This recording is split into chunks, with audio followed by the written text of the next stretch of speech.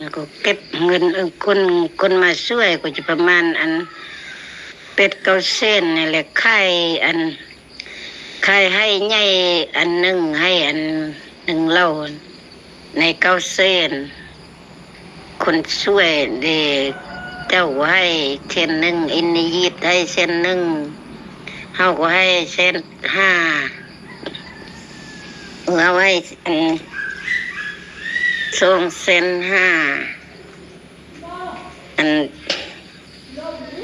คนอยู่บ้านนี่ก็ให้เข้าประมาณสวด2-3 กลุงคนอยู่บ้านช่วยซื้อหมูตัวหนึ่งหมูนี่2.5 ล้านค่าเม็ดเท่านี่ส่วนคนเป็นลูกเป็นหลานก็คือนางยัดนี่ก็คือบ่มีเงินฝากให้คุณยายเพิ่นจ้ากีบเลยพ่อแม่พี่น้องเนาะทุกสิ่งทุกอย่างก็คืออยู่ทางพี่สำเร็จเป็นที่เรียบร้อยพ่อแม่พี่น้องเอ้ยเดี๋ยวแคปหน้าจอแล้วก็ส่งให้ร่วมเพิ่นเบิ่งก่อน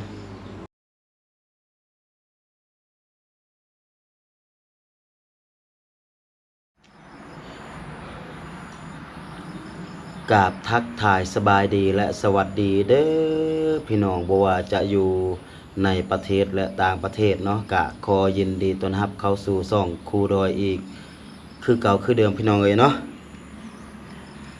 กะมื้อนี้มาอยู่กับครูดอยคือเก่าพ่อแม่พี่น้องอยู่ที่อยู่ที่เฮือนของครูดอยนี่แหละพี่น้องเนาะกับเรื่องราวของลูกของน้องยัดคือเก่าพ่อแม่พี่น้องเอ้ยเนาะก็คือมื้อวานเนาะมื้อวานมื้อซื่นนี่ก็คือคุณยายของนางยัดก็คือได้เสียไปแล้วนะพ่อแม่พี่น้องเนาะก็ครูดอยก็ได้แจ้งให้กับบรรดาพ่อแม่พี่น้องได้ฮู้แหละพ่อแม่พี่น้องเนาะเพราะว่าเคสของลูกนางยัดนี่เป็นเคสที่ว่ามีผู้ใจบุญเพิ่นหลายทานที่ว่าติดตามอยู่เนาะก็หลังจากคนยายเสียไปแล้วก็ลูกนางยัดจะอยู่จังใดกินจังใดนะเนาะแม่กระทั่งนางยัดอยู่จีนพุ่นก็ยังบ่มีเงินจักกีบพ่อแม่พี่น้องเอ้ยที่ว่าจะฝากมาช่วยเหลืองานศพของคุณยายเพิ่นนะพ่อแม่พี่น้องเอ้ยเนาะก็คือทุกสิ่งทุกอย่างเป็นไทบ้านกับเอ้ยห่วมพ่อแม่พี่น้องเอ้ยที่ว่าเป็นคนจัดแจงเรื่องงานศพของคุณยายพ่อแม่พี่น้องเอ้ยเนาะนี่เอ้ยห่วมส่งมาบอกให้ครูดอยเนาะก็คืองานศพของคุณยายเดี๋ยวนี้ก็เสร็จสิ้นเป็นที่เรียบร้อยพ่อแม่พี่น้องเอ้ยเนาะก็เอาไปฟังเมื่อวานแล้วเนาะมื้อนี้มีแต่เมียนเครื่องเมียนคองก็มีชาวบ้านเพิ่นหลายทานอยู่ที่ว่ามาช่วยเหลือนะคนเล็กๆคนน้อยๆเนาะพ่อแม่พี่น้องเนาะนี่เดี๋ยวจะให้พ่อแม่พี่น้องได้ฟังตัวที่ว่าเอ้ยร่วมส่งมาแล้วก็เก็บเงินคนมาช่วยก็จะประมาณเป็ด9 เส้นนี่แหละไข่ให้ใหญ่1ให้1 เล่าใน9 เส้นคนช่วยเดเจ้าก็ให้1 เส้นอินนีดให้1 เส้นเฮาก็ให้1.5 เส้นเอาให้2.5 เส้น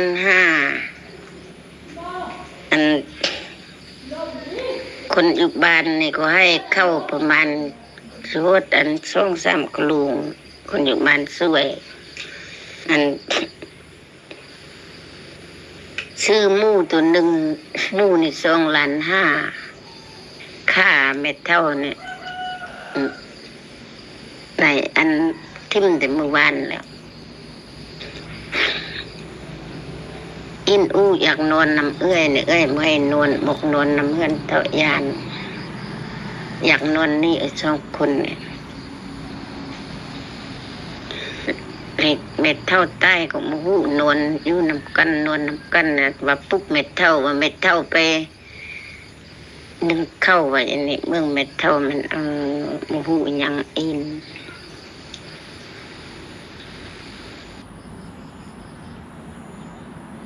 นี่เนาะก็ถือว่าเดี๋ยวนี้ งานศพก็คือไปที่เมื่อวานเป็นที่เรียบร้อยพ่อแม่พี่น้องเอ้ยเนาะก็เป็นไทบ้านกับเอ้ยห่วมเพิ่นตัวรักตัวโตก็น่าจะเป็นเอ้ยห่วมเพิ่นแหละพ่อแม่พี่น้องเนาะที่ว่าเป็นคนจัดแจงอันนี้จัดแจงนั่นนะก็มีชาวบ้านเพิ่นก็มาช่วยเรือเนาะก็คนแสนหนึ่ง200,000ตามเอ้ยห่วมเพิ่นว่าแหละเนาะผู้ดอยก็ให้แสนหนึ่งเมื่อวานนั่นนะโอนให้เอ้ยห่วมเป็นคนจัดแจงให้แล้วก็เอ้ยห่วมเพิ่นก็ออกให้250,000แล้วก็มีอีกคนหนึงเนาะแล้วก็ให้อีกแสนหนึงแล้วก็เรื่องนั้นก็แม่นไทบ้านเพิ่นเก็บกันผู้ละ10-20,000กีบได้อยู่เงิน900,000ปลายแล้วก็แม่เฒ่าเพิ่นหรือว่าคุณยายเพิ่นก็มีให้บ่นึงที่ว่าแม่เฒ่าเพิ่นตอนนางยัดอยู่อะนะพานางยัดไปเฮ็ดทุกปีอะนะเนาะเพิ่นก็เอาตัวนั้นไปขายได้เงินอยู่900,000เนาะก็ประมาณ1,000ปลายบาทนั่นแหละพ่อแม่พี่น้องเอ้ยเนาะเพราะว่ามันจำเป็นเด้ถ้าว่าบ่ขายมันก็บ่มีหยังที่ว่าจะมาเก็บมาเมียนเฮ็ดงานศพอะนะเพิ่นก็ขายไทบ้านเพิ่นก็ช่วยได้900,000คิดว่าน่าจะได้อยู่ประมาณ2ล้านปลายนั่นแหละทั้งหมดนะแล้วก็ไทบ้านเพิ่นก็เอาเข้ามาให้แด่เนาะก็ได้อยู่2-3กะโหลงนั่นแหละถ้าไรเป็นกระสอบก็จะประมาณกระสอบหนึงนี่แหละพ่อแม่พี่น้องเอ้ยหลังจากนั้นเนาะเพิ่นก็จัดแจงก็คือซื้อหมูตัวหนึง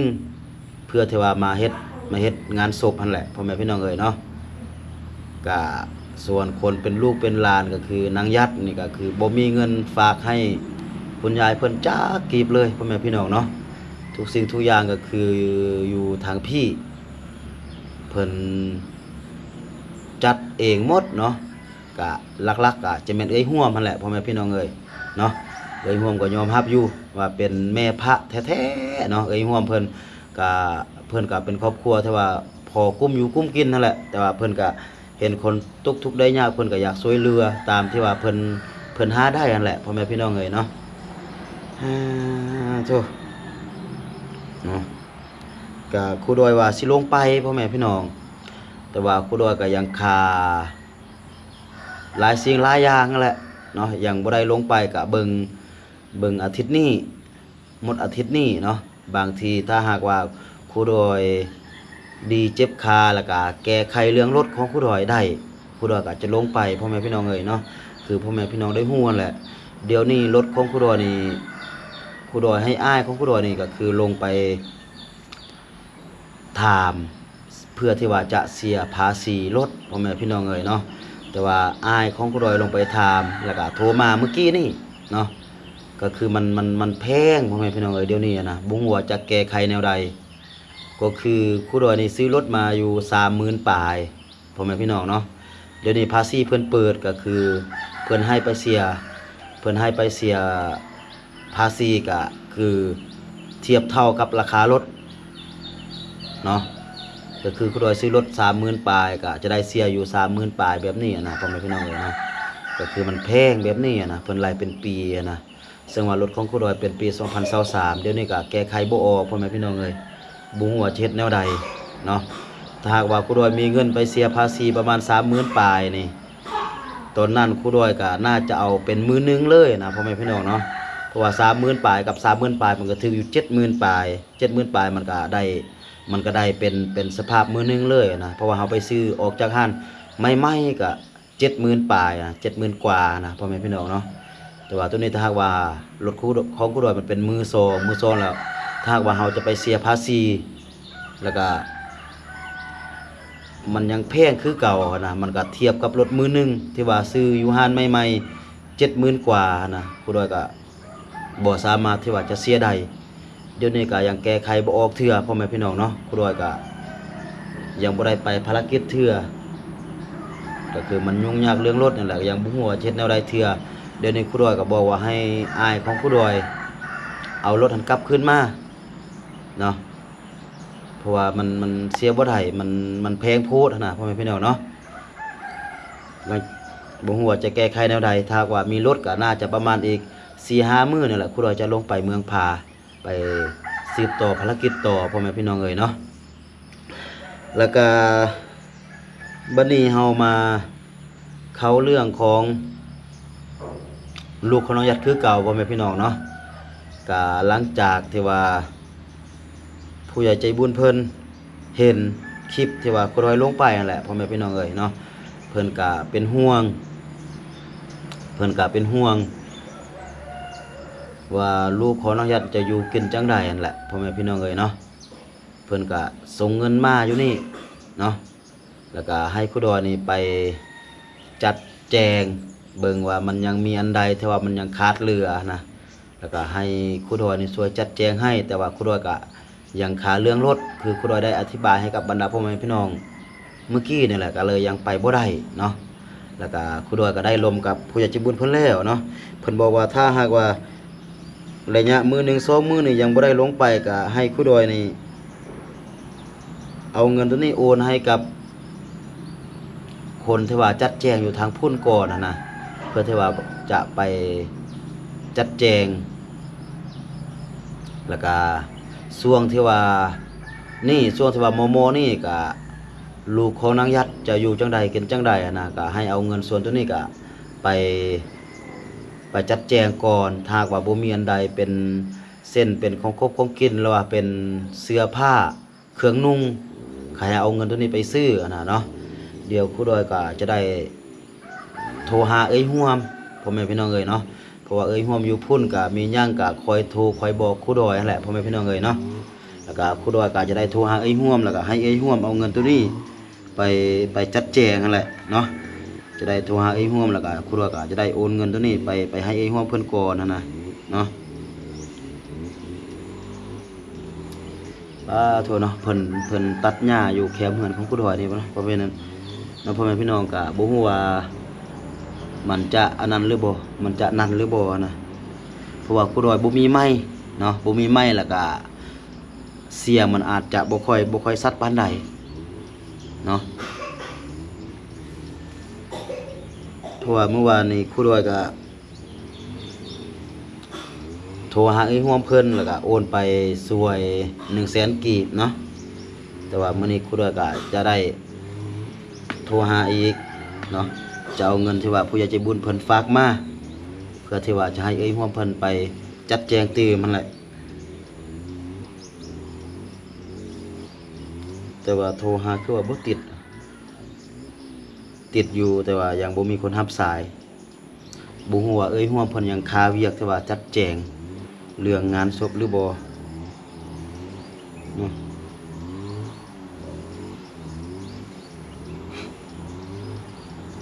บ่มีคนรับสาย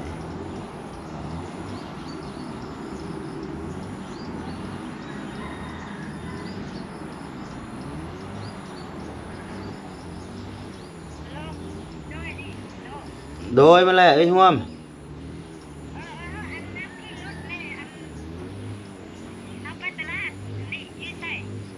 เอ้ยห่วมไปตลาดติเดี๋ยวนี้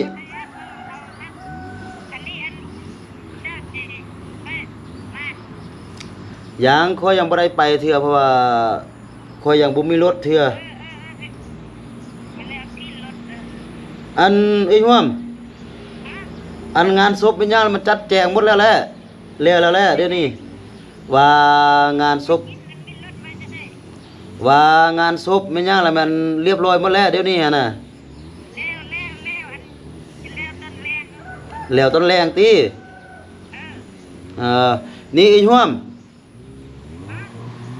เดี๋ยวนี้มีผู้ใหญ่ใจบุญเพิ่นส่งเงินมาให้กับน้องอูน้องอีนนั่นแหละบ่มีอันยังขาดเรือมันยังแล้วก็ไปซื้อให้เขาแล้วคอยจะโอนเงินไปบัญชีเจ้าแล้วให้เจ้าไปพาน้องอูน้องอีนเพิ่นเป็นเส้นเป็นทรงเป็นเสื้อหรือว่าของครบของกินเด้อเดี๋ยวคอยจะโอนไปแล้วก็คอยจะส่งสลิปไปให้เด้อ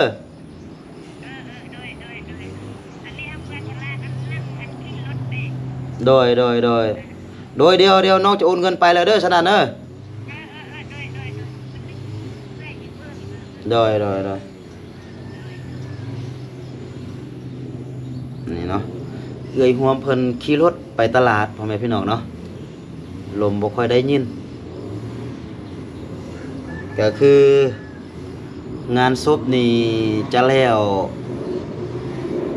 ตอนแรกพ่อแม่พี่น้องเอ้ยเนาะตามเอ้ยห่วมบอกอะนะ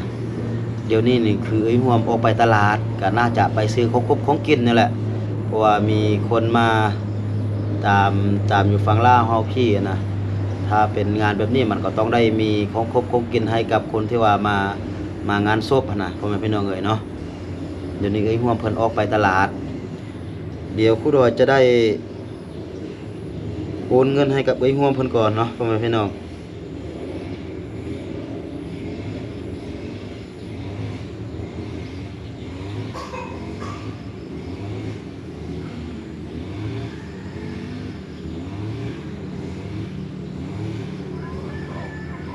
เพราะว่ามื้อวานนี้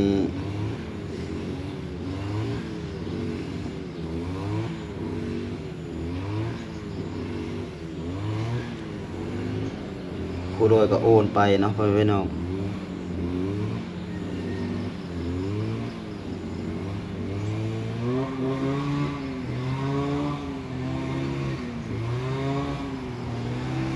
นี่เนาะเรทเงินมันถึกอยู่1,000 บาทมันถึกอยู่600,000มันถึกอยู่600,000กับ65,000กีบนะพี่น้องเนาะ600,000กับ65,000กีบเนาะเดี๋ยวครูดอยจะได้โอนให้เอ้ยห่วมเพิ่น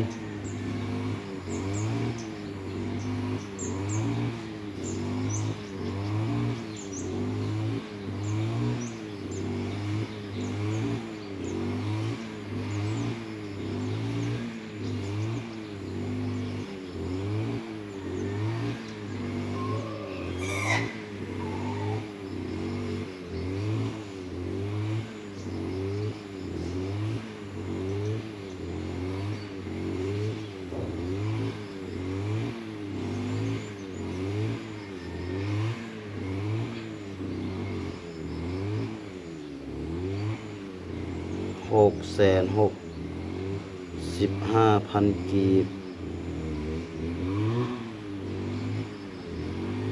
หน่วย10หอยพัน100,000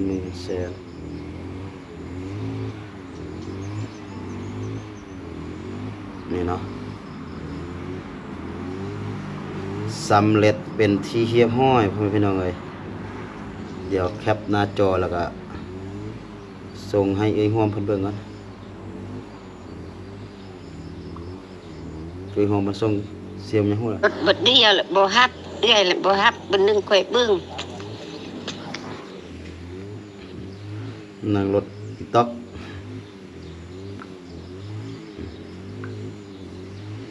ส่งให้เอ้ยห่วมเพิ่นเป็นที่เรียบร้อยเนาะก็คือผู้ใหญ่ใจบุญเพิ่นเห็นเนาะคลิปที่ว่าครูดอยลงไปพ่อแม่พี่น้องแล้วก็เพิ่นก็ติดต่อครูดอยมาเนาะก็ด้วยความที่ว่าเอ็นดู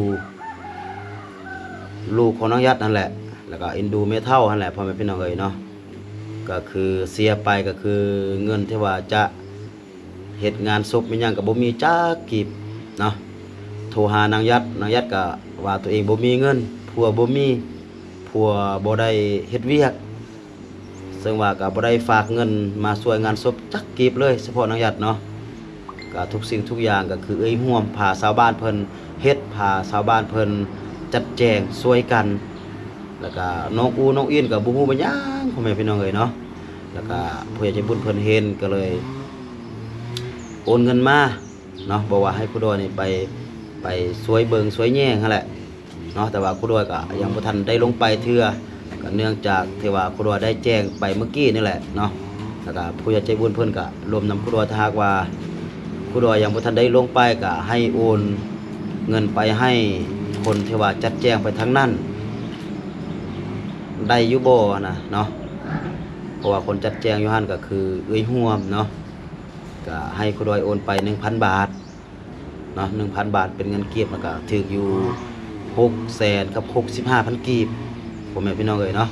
ครูดอยก็โอนให้เป็นที่เรียบร้อยซึ่งว่าผู้ใหญ่ใจบุญเพิ่นเนาะ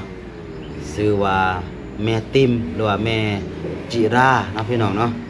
อยู่ทางฝั่งไทย พิ่นโอนมาให้ครูดอยตอนเช้านี้เนาะก็เดี๋ยวนี้ครูดอยก็เอาเงินส่วนตัวนี้ก็โอนไปให้เอ้ยร่วมเพิ่นเป็นที่เรียบร้อยพ่อแม่พี่น้องเอ้ยเนาะว่าทุกบ่ฮู้ว่าเสียงตัดเสียงเพิ่นตัดหญ้าจะเข้าอยู่ในนี้หรือบ่พี่น้องเอ้ยเนาะก็โอเคพ่อแม่พี่น้องเอ้ยเนาะสำหรับคลิปนี้ก็จะประมาณนี้ก็คือครูดอยได้โอนเงินที่ว่าผู้ใหญ่ใจบุญเพิ่นไปช่วยเหลือลูกนางยัดเนาะแล้วก็งานศพว่าตัวใดที่ว่ามันยังขาดตกบกพร่องเนาะก็จะประมาณนี้พ่อแม่พี่น้องเอ้ยเนาะสุดท้ายครูดอยก็ต้องขอขอบอกขอบใจเนาะก็บ่มีหยังที่ว่าจะตอบบุญแทนคุณผู้ใหญ่ใจบุญเพิ่นเนาะก็คือแม่ติมหรือว่าแม่จิราเนาะก็มีแต่คำขอไว้ใส่ให้พรให้แม่เพิ่นจงอยู่ดีมีแห้งอยู่ดีมีสุขเนาะคิดสิ่งใดปรารถนาสิ่งใดก็ขอให้สมดังใจปรารถนาสิ่งที่ว่าแม่เพิ่นให้กับน้องอูน้องอินในมื้อนี้เนาะก็ขอให้แม่เพิ่นได้คืนในมื้อหน้าเป็นร้อยเท่าเป็นพันเท่าเนาะสาธุพ่อแม่พี่น้องเอ้ยเนาะแล้วก็อีกอย่างก็มีหลายทานนั่นแหละเนาะที่ว่าคอมเมนต์ให้คำคิดคำเห็นอยู่ในซ่องเนาะถ้าหากว่าครูดอยบ่ทันตอบก็ต้องกราบขอโทษขออภัยเนาะแล้วก็มีหลายอย่างนั่นแหละที่ว่าเพิ่นคอมเมนต์มาพ่อแม่พี่น้องเอ้ยเนาะแล้วก็ครูดอยก็ค่อยๆทยอยตอบไปเทื่อละอันพ่อแม่พี่น้องเอ้ยเนาะโอเคสำหรับคลิปนี้ก็จะประมาณนี้ก่อนเนาะแล้วก็ค่อยพบกันในคลิปต่อไปส่วนว่าจะเป็นคลิปใดอยู่ไสก็อย่าลืมเข้ามาให้กำลังใจกันคือเก่าคือเดิมเนาะสำหรับคลิปนี้ครูดอยต้องกล่าวคำว่าสบายดี